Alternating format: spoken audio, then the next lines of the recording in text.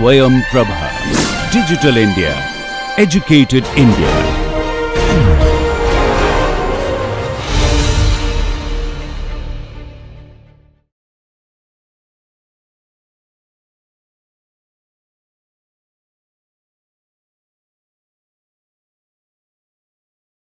This is another important topic. This is a very big topic, so I will not talk very long. I will make it short. This is a topic related to sustainability, solid waste management, and so on. Okay, so this is a topic which you might have known about it, read about it. You might be seeing every day when you walk in various parts of our city and town. Okay, so. But I'm just looking at the marine environment, what is happening to polymers, because ultimately all plastic waste which we dump in land, in the rivers, they all go to the sea and they end up there actually. So this is a big problem. I think there is no one solution, there has to be many solutions for solving this problem. So we all use a lot of plastics, right? If you look around, there are so much of plastic around actually, so much of plastic. Even cars have a lot of plastics. Okay, nowadays, except for the engine and some of the tubings, rest all are plastic. So cars, paints, practically everything. Without plastic, we cannot live at all. But where do they end up finally? Yeah, finally they will all end up in sea only, ultimately. Okay, some of them are called single-use plastic. You have heard of single-use plastics, all of you? So things like, what are single-use plastics? I use it once and throw it, right? When you go to supermarket, you will see some plastic covers on vegetables, fruits, so we throw it. Your straws, then your plastic cups, and then packaging material. I think packaging, when your laptops come, a lot of packaging material. That's called a single-use plastic. When they cover big boxes with plastic, they are all single-use plastic. So single-use plastics also a very big problem. And mostly those single-use plastics are made up of, any idea? Polyethylene, then what else? Polypropylene, okay, and then polystyrene, all the packaging which is polystyrene. Then your water bottles, what? Yeah, PET is polyester, right? And then if you look at the wire, all the electric wires, the top portion, that is what polymer? All the wires, we'll see different colors. Even the cables they put in, cables on the roads. What polymer is that? Polyvinyl chloride, PVC. Okay, PVC is another polymer. So all these are terrible single-use polymers. That means we use it only once. But there are many polymers which are in the car. It runs for 10 years and so on. But these single-use polymers, we throw it, and that also gives a big problem to your lakes, rivers, and then finally to the marine environment and so on. Actually, but in the marine there are more polymers, because the ships nowadays are made up of polymers. You see all the catamarans and boats, they put in a lot of polymers. None of them are wooden based. Maybe in the olden time wood was used, but nowadays a lot of these blended polymers. Then you have fiber reinforced plastics. That means they put fibers inside polymethyl methacrylate. So like that, so many polymers. You look at the submarines. They have polymers like polyurethane, polydimethyl sulfones. So many polymers are used in ships, boats, catamarans. All nets, your nets are there, they are made up of, any idea? Which the fishermen use for catching fish? Nylon. Nylon is very, very strong. So it will remain in for about 200 years at least. So many polymers are used, which all end up in the ocean actually. The polymers which we produce in the land, which we throw, goes during monsoon, goes to the rivers, underground water, and then they all end up in the marine actually. So what happens in marine? You have sunlight is there. Sunlight produces a lot of UV radiation, and then so it breaks the polymer into pieces. And then you have the bacterial biofilms forming. Biofouling is also forming. Biofouling is produced by larger organisms. We have in the marine, you will see things like barnacles. You have seen, you know what is a barnacle? You must have seen barnacles, right? They go and attach to the surfaces, very, very strong. There are other organisms like polychaetes, all these bigger organisms. They all sit on material and they biofoul your surface actually. Then you have the heat, UV radiation, and then you have the waves. So winds are there, so the polymer gets broken into smaller pieces. So we have deterioration is happening to the polymers. Polymers become smaller and smaller pieces. So it becomes micron sized. So it becomes even microplastics. Now that has become a very, very big issue nowadays. It's called microplastics. The polymer becomes very small into micron range. So anything less than 5 micron is called a microplastic. So what happens? The animals, fish, the tortoise, which are there in the sea, think it's food, and they start eating that because the food size, like proteins and other food also is of that size. So they eat this. So the polymer also goes inside their stomach. These microplastics goes inside the stomach also. Okay, and some of the fish, when the fisherman catches and it comes to your dinner table, some of the microplastics which are stuck in the fish parts may be coming back to you also. Yeah. So there is nowadays a worry in European countries. Maybe the microplastic is coming back to the dinner table. A lot of microplastics are coming back because they eat a lot of fish. Because India also a lot of fish eating near the sea coast. So microplastics is that problem. They get stuck to the polymer, the fish, and then they end up in our tables also. So that is another problem. So apart from the waste, solid waste that is generated by the polymers, microplastics is also a problem. Big fish also start eating polymer which is there in the marine, thinking it's food. Sometimes whales die because they get choked with so much of plastics that they have eaten. Tortoise gets damaged, they die because they sometimes eat these polymers which are floating in the sea. And there is something called ghost fishing.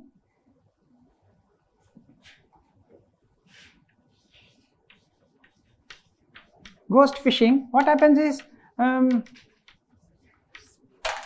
some fish or even some tortoise gets caught in some of the polymer debris that are floating in the marine. For example, tortoise may get caught in the net which is thrown in the sea, and they get entangled, they may die. That's why it's called ghost fishing. So marine species, fish, tortoise, they can get entangled and they get caught in that actually.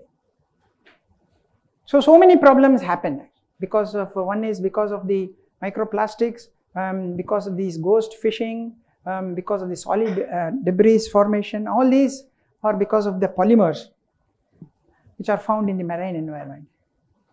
Again, this biofouling is a big loss to the marine environment, marine business industry, because what happens is when bacteria,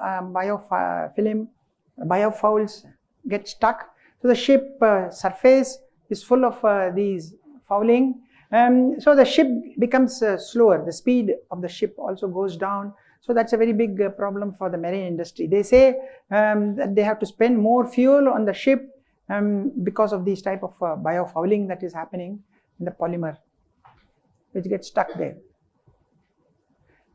Some pictures, you might have seen such pictures, right? Polymers, big mountains of it, a lot of bottles, polyesters. Okay, you've all seen like this in your places, right? All of us have seen. Sometimes you might have seen even cows going and eating that. There are many cases where cows get choked and when they open their stomach, there is so much of debris, polymers coming out actually. When birds get choked, because some of them are very colorful, birds think they are food, and they start eating them and getting choked inside. These are birds, you can see, albatross, they are almost like eagle, big ones. So much of polymer inside, because many colorful caps and tops of the bottles and so on, so they think it's very attractive, then start eating it and getting choked to that. Toothbrush, bottle caps, toys, a lot of polyesters, polypropylenes, all inside actually. So look at the degradation of some of these polymers. Plastic bags, 10 to 20 years. Plastic bottles, polypropylene bottles, 450 years. Okay. Nets, commercial nets, that's made up of nylon, 30 to 40 years. Polystyrene cups, we use polystyrene cups for having tea, 500 years. Plastic beverage bottle, 450 years. So imagine how much polymer if each of us consume and thrown. Nylon fabric, 30 to 40 years, polyester bags, polystyrene cups. So all these we have produced over the past 50 years, right? That's our contribution to the environment. Great job. Of course, West does more damage to the, because the US, they consume 12 times more plastic than the eastern side of it. Europe also consumes 6 or 7 times more plastic but then that is not a solution. We also produce a lot of plastic waste, which is damaging the environment, the flora and fauna, both.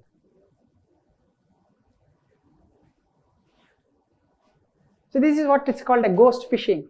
A turtle gets entangled in a net, okay, so it's not able to come out, so it dies. Look at this one, and there is a plastic lid which got holding on to that actually. So big marine, lot of big debris also go inside, which is also problematic, because you see a lot of these ghost fishing, marine species getting entangled, and these type of big plastic also goes and disturbs the rest of the flora also. A lot of very interesting flora in many beaches have got spoiled because of these plastic debris. See, again, animals getting choked, eating plastics. Look at this. This is somewhere in Brazil. So you'll see huge plastic debris. This is our own India. So we can see again a lot of plastic debris, waste. A lot of birds think it's a food and start consuming small plastic material actually. Okay. So almost 4 million tons in India alone we produce plastic. USA 6 billion. So India is 4.5 billion, 6 billion. It's pounds, so divided by 2.20. Okay. Yeah, because they consume a lot of beverages, and there the food, every food is wrapped in US. So every food is wrapped. Even if you buy one small in a supermarket, one small hot dog or something, it will be wrapped. There is something called gyre. There is something called gyre, G-Y-R-E. There are 5 gyres there, North Atlantic gyre, then Pacific gyre. So these are huge. The water, the marine ocean water goes round in a clockwise direction, okay, in these 5. So there are huge ones which goes from, say, Pacific, from North America right down to the Pacific region actually. So what does it do? If there are any waste there, it will get carried round, it will go round, huge, big circles it will make actually. So we have North Atlantic gyre. You can see it goes from Africa to South Atlantic. North Atlantic will go from Europe to North America. Then we have the Pacific gyre. So This is sort of ocean currents. So if there are any waste, solid waste accumulated, it will get traveling round and round, and it keeps getting accumulated round and round actually, So these gyres help the polymer waste to get concentrated, and they start moving. So you can have polymers produced somewhere, dumped somewhere, going to some other place, and then getting landed in some other place in a beach actually. So you can have that sort of situation because of these gyres. So these gyres are huge currents, ocean currents, I would say. Yeah. So at the center of those gyres, would there be waste islands? Like this? Not island, it's whole ocean. The whole thing is ocean. Water is slowly moving. So if there is anything going inside, they also get pushed. They travel round and round slowly. They not at very high speed. They don't have, but like there's an island of waste, right? Oh, in the center, Yeah, in the center. which are not traveling inside, is it? But generally, before they can reach the island, they keep getting pushed. Before you go inside, they get pushed outside. Yeah, they go inside. But if you are traveling in the sea, you can see big patch slowly moving. Those who are going in ships, you can see big patches of solid waste floating slowly going around. That's how they have found out that they are rotating slowly, clockwise rotating ocean currents actually. And they try to take out samples and study. So these gyres, millions of tons of plastic floats in the middle of the ocean. Millions of tons, because it gets accumulated. Maybe if I throw it in Chennai, one piece of plastic bottle, so it will go into one of those gyres here, Indian Ocean gyres, and it may end up somewhere in Africa also, possibly, right? So because of this slowly rotating, and so on, vice versa, and so on actually. So these gyres do that job. So it's collecting trash from all over the world.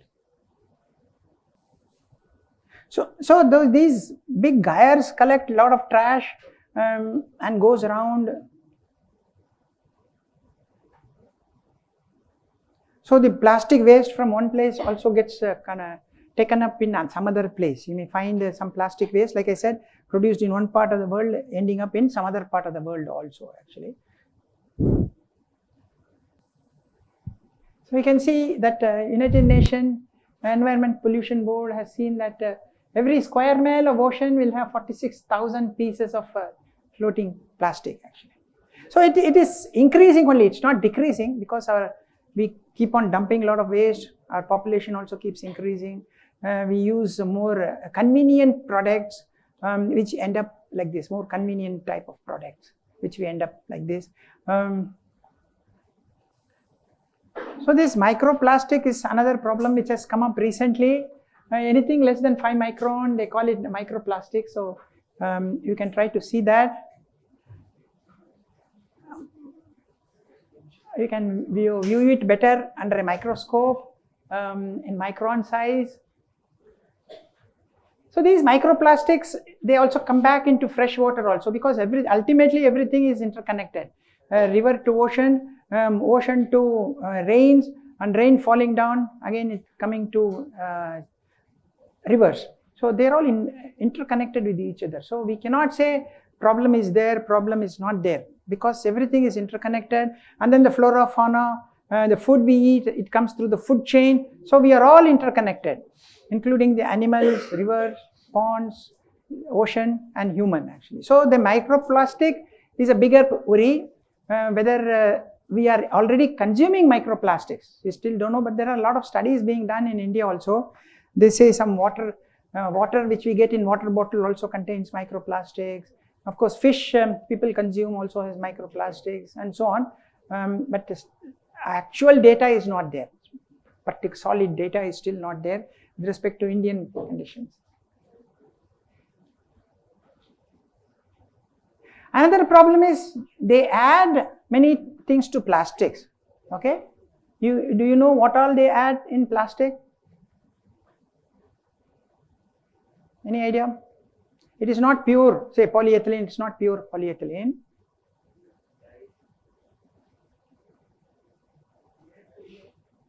Because pure polyethylene we cannot make into a sheet. that flexibility is not there. So they have to add something called, any name? Anybody has any idea about the name?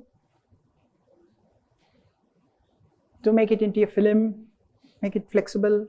Otherwise, it will be like aplam only. Polyethylene, if you melt it, it will be like aplam. But if I want to make it like a film, they add something. What is the name? Can anybody think of some name?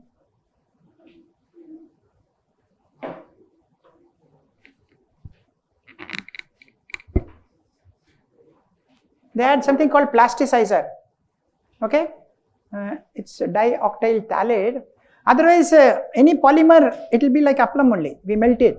We need to make it like a film and flexible. Then they have to add plasticizers. So they always add plasticizers. Number one. Number two, some polymers are colored, right? Plastic bottle cap, red color, green color. So they add some colorant. Okay, and then like that they add 2-3 things. The anti-ozonants, then UV stabilizer, because UV is very strong. They can break polymers, so they add some UV stabilizers. So there are at least 4 or 5 chemicals that are added to any polymer, plastic bottles or wrappers, everything, to make it more usable. So they also can come out. They also can leach out. Okay, so they can have their own toxicity also. That's another problem. Because when we throw it, the plastic, and you have sun and UV and winds, those chemicals may be coming out, UV stabilizers may be coming out, colorants may be coming out, the plasticizers may be coming out. They are also toxic. There are studies about, toxic means if it coming out in large quantities and then get accumulated, they can be toxic. So that is another problem.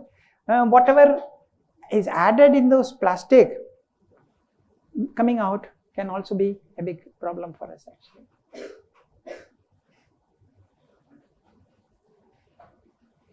So you look at this, in 2018 in Europe and Japan, they found microplastic in human feces. That means it has come through their food and it has gone through their body and then come out as a feces, right? So that's very worrying also. They don't evaporate, no. They will melt at say 175, 180 degrees. So it will not have evaporation temperature. With the water vapor which is evaporating, how will they come? Ah, you answered that question. Water vapor evaporates, plastic does not evaporate. Can anybody answer? Why does water vapor evaporate? Isn't the plastic too big to like come with? No, first answer. Why does water vapor evaporate? Because? Yeah, so what is the temperature for water vapor evaporate?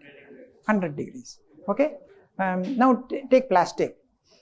Plastic melts at 175 to 200. It does not have an evaporation temperature.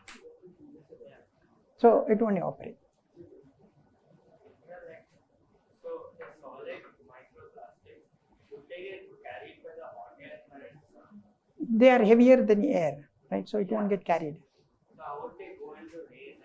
It can get carried away, just like when there is too much wind, dust comes, no? So if the size and density matches, it can. But if density is higher, it won't get lifted. Not through rain. Yeah, not through air, more through travel and the What would like the health issues be if humans consume microplastic? Plastic, you saw some pictures of animals and all, right? So one is plastic accumulated. They are not going to, the enzymes designed in our body are meant to break starch, sugars, right? We eat all rice and fruits and vegetables and starchy food. So none of the enzymes can degrade. That is number one. So number two, if they are too small, they can go and bind to the tissues. So they can't get released out of the tissues. That is number two. So the microplastics can slowly build up bound to our stomach tissues. Number three, there are chemicals which I said, the dioctyl phthalates and other antioxidants. So they can get released. We don't know what will be over a long period of time, the toxic effects of all these actually. So these are the problems. So it won't degrade because we are designed to eat sugars and starch and fibers. All our enzymes are like that. So it won't degrade into smaller particles. So, and because they are small, they can get bound to the tissues and get stuck to the tissue. Just like fish. In fish also, they just get stuck. They are so small, it gets stuck to the tissues and fats and like that. So most of the waste in the marine comes 80% from the land based. So marine does not have its own plastic waste coming. It's all coming from our land. What we, like I said, what we dump due to rain, they get washed, go to, say in Chennai we have Kuvam river, we have Adayar river, so they go to that. There is underground waste that also goes there. Then all the rivers go to ocean. So 80% comes from there. So no waste, no plastic waste is produced in the marine itself actually. So the land is the main source for this type of debris actually. I want to show something interesting. This is in Chennai. So how many people from Chennai? Tamil Nadu, Chennai? Anybody from Chennai? Yeah. This is for you people. Oh, a lot of it. So please make a note of it. Look at these pictures, nice pictures of our Chennai beach. It's all because of us. We did a study.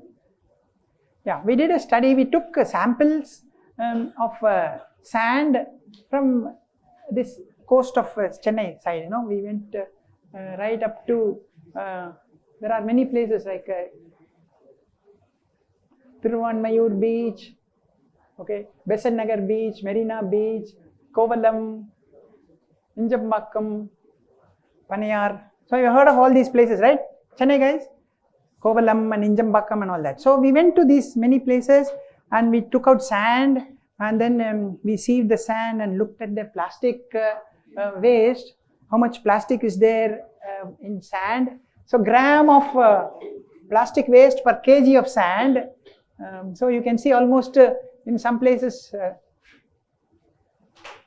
3.5, almost 4 grams. 4 grams of plastic waste per kg of sand, predominantly in these two places, Marina Beach, okay, and this one. Why is it? Because we all go, right? Summertime, everybody goes to these beaches, so we produce a lot of these waste. So almost 3 point. Nilangre also people go. Some places where people, some beaches where people don't go much, the percentage gram wise it's much less. But this is very common. You can see Marina Beach. If you go in a summer time to the beaches, it will be so many people will be there, right? A lot. Children, especially during summer holidays, you'll see a lot of crowd. So thanks to us, we produce quite a lot of plastic. So it will keep going up only unless someone takes interest. People take interest to address this problem, because it will keep going up and up only. This was done about 6-7 years back. So another 10 years it may be even getting doubled unless we all consciously take interest to see how it can be prevented. Okay, so there's quite a lot, 3 grams you'll see. So what we did is we collected the sand and then we sieved the sand and then collected the plastics and then looked at the plastic type. Okay, so a lot of plastic wrappers were there, a lot of plastic wrappers, plastic straws were there, plastic straw, and then the cool drink, especially near the beach side, you will get a lot of shops will be there selling cool drinks, right? So you must have all had cool drinks. All of you had cool drinks there in beach, right? And then where did you throw those plastic straws and cups? Down somewhere? So that's how we produce almost 3.5 to 4 grams of liter. So these are some pictures of how bacteria sitting on the plastic. These are green color is live bacteria, red color is dead bacteria. So the bacteria starts, as soon as these plastics are put in the ocean, first bacteria start sitting on it, and then you have bigger species like barnacles and so on. I have some pictures of this actually. Let's not go, I think we'll stop with this. Yeah, these are The biofouling thing, as I said, you can see the ship, so much of biofouling happens. These are biofouling. Bigger animals, not bacteria, bigger animals like barnacles, they sit, and it becomes very difficult to remove these barnacles. They have to use even such big vehicles to remove that actually. Once these barnacles start biofouling, the speed of the ship goes down. So as you can see, they say that they have to use more fuel to drive the ship, and if there is more biofouling that happens, they have to bring the ship to the dry dock. It's called dry dock. They bring the ship to the dry place and remove all these barnacles that are stuck to the shipping bodies. It's called dry dock.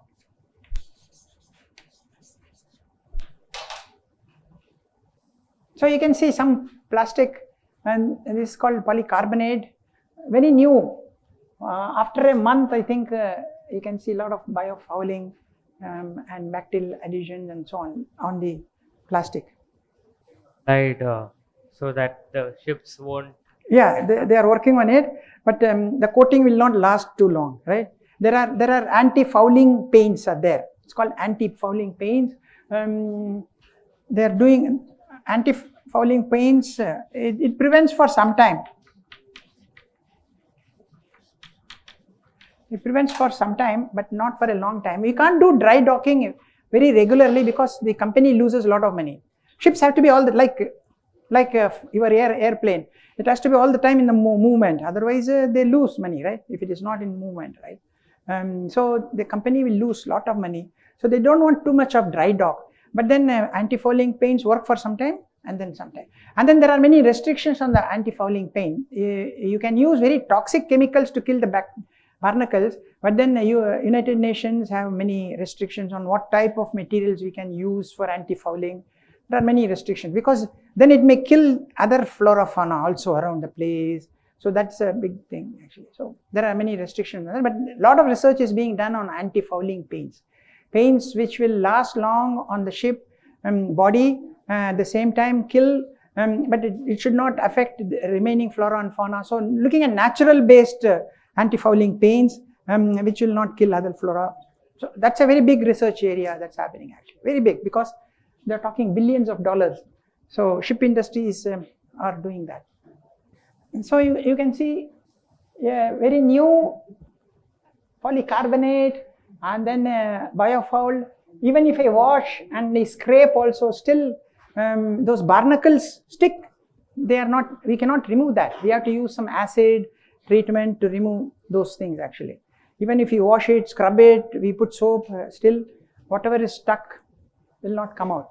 So because the adhesive is so strong, we have to use acid to remove that sort of adhesive actually. So how to degrade polymer?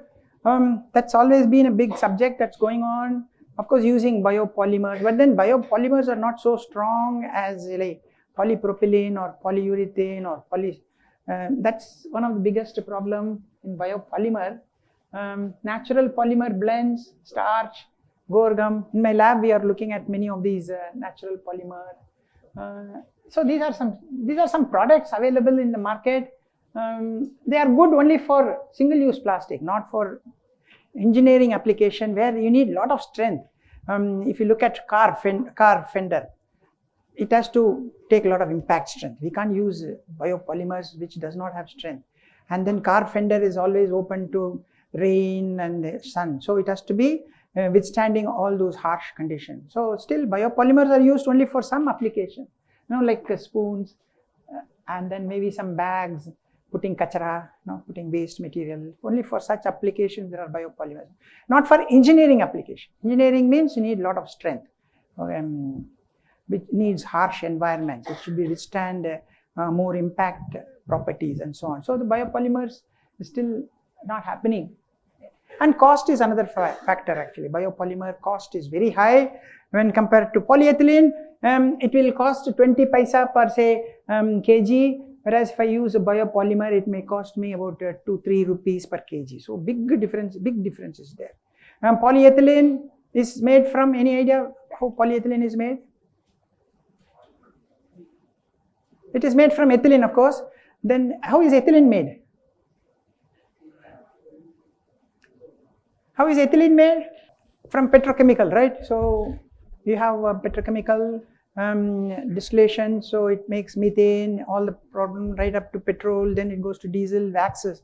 So in the top we have all the hydrocarbons. So that's from where we make the ethylene, correct? Then ethylene is converted into polyethylene. So that's only huge. If you go to some of those petrochemical complexes like Reliance and all that, huge factory. It's almost like the entire, no, it's almost half of 1/4 of IIT size, such big complexes. So it's very, very cheap, 20 rupees, 20 paisa. Whereas biopolymer, we have to get it from some natural sources. So it's very, very expensive. So that is another problem. The spoons, the plastic spoons will cost you only less than 1 rupee, but when you go for biopolymer based plastic, then it will cost you 4 rupees. So that's a problem. So biopolymer means polylactic acid is there, polyhydroxybutyl, PHBA, polyhydroxybutyl alkanate is there, glucons is there, polycaprolactone. So all these are much expensive than the normal plastics, polyethylene or polypropylene, things like that. So that is another problem which companies are not going into. In Tamil Nadu, they have banned the plastics 1 year back, so nobody is supposed to use plastics. So they are not still switching into biopolymers because they are expensive. PLA bags are there, but that costs much more than your plastic bags, old plastic bags which we used to use actually. It will be like 2 rupees, 3 rupees. Plastic bag will be cheap because in any shop they will give it to you free. So that's a big problem. The cost is a very big problem. So these are some issues. That's why we still have not moved completely into biopolymer. Partially in some applications, not in all applications, you can move into biopolymers actually. So these are some challenges on use of plastics. Okay, I will stop with this because I wanted to talk about a very important area of plastic waste and how one could do some research related to biopolymers. So there is a lot of scope to look at new biopolymers which will have matching properties with the existing polypropylene, for example. And of course, next step will be bringing down the cost part of it actually. Okay, so there is a lot of scope in this particular area, which is very important. As I showed you, it's very, very important for the generations to come. Maybe your grandchildren will see different numbers when compared to if we do not really think seriously and move towards that direction. Okay, thanks. Sir, you told like there will be like a million tons of plastic, so there will be notorious amount of microplastics, sir. So is there any solution to eradicate this microplastics? There are, as of now, there is no offhand solution because everybody, if you look at UNEP and WHO, they say microplastic is there. They're not, so far nobody has given solution, which is microplastic in ocean, nobody has given. All they are saying is, let us stop now. Otherwise, it's going to get worse and worse. That's what they are saying. They are not giving any solution. But the plastic waste in land, we can find a solution. That is easy. But plastic waste in marine, nobody has found solution. Fungi has been discovered which makes the degradation of plastic fast. Yes. So we had been working quite a lot from fungi, from bacteria. But it's easy to control in the land. Imagine in the marine, they're all traveling, moving, ocean currents are there. Then wind is there, so it's difficult to work in open. But in a land, yes, we can look at it actually. So we have been working on some fungi and bacteria. Suppose there is a plastic dump yard in this whole place in Adyar region. I am in the land, then it's easy to work on actually. We can spray with the fungi and then see the degradation. One is it is slow, but if it is enclosed region, it is easy to work on actually. In one of the slides, you mentioned on 40,000 pieces of plastic per square mile in the ocean. So what would be the size of these particles, sir? Because if it's microplastics, No, it no, would be they are very, not very small. microplastic. They are bigger particles. Bigger particles. Bigger particles. Microplastic we can't see through. Generally, we can't see through. It has to be through a microscope. And then we have to separate the proteins, all those things from microplastic. So if I go to marine and take a filter, you could have other proteins and floating planktons. Everything will be there. Sir, is there any way to like clean those sea bodies from these plastics which are plaguing them? Clean which one? Like cleaning those marine bodies which have already been. But I have no idea. You should maybe in the future go into that research. I am showing you all this because you guys should go into that research. As of now, there is no solution for microplastics in ocean. Like I said to him, no, we can think of reducing, but we cannot think of any removing which is available, which is present as of now. You can get into that research. Like, for example, Save the Seas, which aims at taking plastics out of the ocean. So how much of an impact are they really making? Taking out of the ocean is still not happening. Now we are still in the studying phase. We are trying to study how much microplastic is there in different parts of the world. We still don't have data for many parts. What type of microplastics are there? Still we are studying that data. It's still, we have not crossed that of saying there are 800 kg of microplastics in Tamil Nadu beaches or 100 kg of microplastic in African. That data is still not there. You cannot remove plastics are available in the ocean, which is difficult. We can try to prevent plastic entering the ocean through various, like if you take Tamil Nadu, Chennai means I know there are two rivers, Adiyar and Kuvam. So we can prevent, we can have some designs which will prevent those plastics reaching the ocean. That you can do. sir, like people like are cleaning rivers and they were quite successful in doing so in many places. So why can't it be extended to bigger water bodies? River in one region, it cannot be entire river will be devoid. Like suppose I am interested in Chennai, I can try to remove plastics in Adiyar and Kuvam in the Chennai region, Greater Chennai. Greater Chennai, that means about 5 kilometers, not 5 kilometers, 15 kilometers north and south. So it can be coordinated with the. So why can't this be done for a bigger region? Like, because they have been successful for doing it for smaller regions. Then why can't we just extrapolate and say will Cost is there. First we have to prevent people dumping. If I remove everything and tomorrow after for 1 year people start dumping, it's of no use. First we have to change the mindset of people not to create this pollution, number one. Number two, we can start with smaller cities. We know which cities are problematic, right? Which have a lot of industrialization, which have a lot of population. These are the problem, right? Industrialization, population. So those cities have to be addressed first. Then we can go for town. Again, cost and technologies, all those things. And then how do you address those waste which we have collected? All those things we need to. Suppose I am collecting 1 million tons of plastic in Greater Chennai region, which is about 25 kilometers around. What will I do with the 1 million tons of? So I need to have the entire roadmap clear actually. And then the cost. But then they are doing for small regions, but not, still they have not scaled it up to big regions. Yes. The cost is a big problem. But first we have to address the mindset.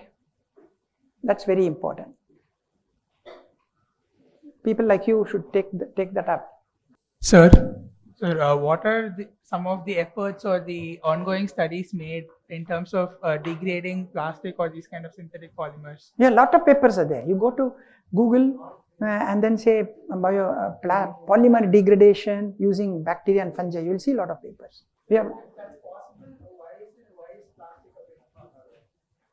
See, I can do it in lab. Imagine a river which is about 25 kilometers. There is a lot of wind and so everything is there. So how much quantity of bacteria you need to add, how much of glucose I need to add, then will it be enclosed? It's moving all the time. So those are issues. That is the problem actually. If it is a small region, you give me 1 kg of plastic, keep it in this room, we have bacteria and fungi to degrade that. But the same 1 kg, if we put it in the lake there, it becomes spread out, then winds are there, it's moving, so how much of glucose I need to use, all those issues come into picture. How much of bacteria I need to use, all those issues come into picture. For if plastic waste, there are many ways. There are incineration is there. There are some companies which are trying to do anaerobic pyrolysis so that they get some petrol out of there. So there are some procedures there. And there are some companies which make some petrol. After all, polyethylene is made from some CH2 like that, right? So anaerobic pyrolysis to make some petrol. So there are some people are doing those things. But if it is spread out in an open land, that becomes a problem. Any predictions been made as to how much they will be able to reduce over time? And if so, how long it will take to do so? How much to get? First is the million tons which I talked about will take maybe 150 to 200 years. But we will not try to increase that million tons to 2 million tons if we can prevent it entering the marine source. Because if we don't have that mindset, we keep on dumping and it keeps on increasing. First, let's stop that first actually. Like I said, the open oceans degrading is a big problem, but in a closed environment, we can work on. Many papers, publications are there if you could do a Google search on different organisms. So many studies are being done on that actually. We can modify, we can first heat it up, then use it microorganisms. So many studies that people have done on this research. Any other question? Thanks. I'll stop with this.